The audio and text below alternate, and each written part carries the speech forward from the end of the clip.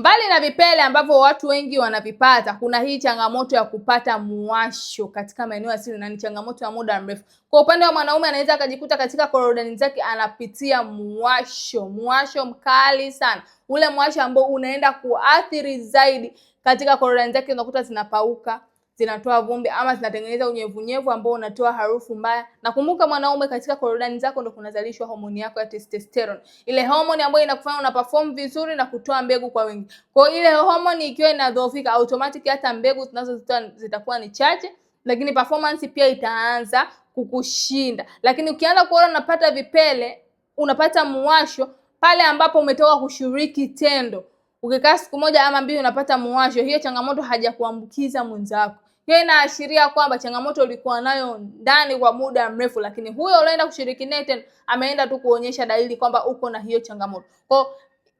Kwa hiyo acha kumlaumu mtu, hakikisha unatatua hiyo changamoto yako mwenyewe, kwa sababu hakuna mlinzi mwingine wa afya yako zaidi yako wewe mwenyewe.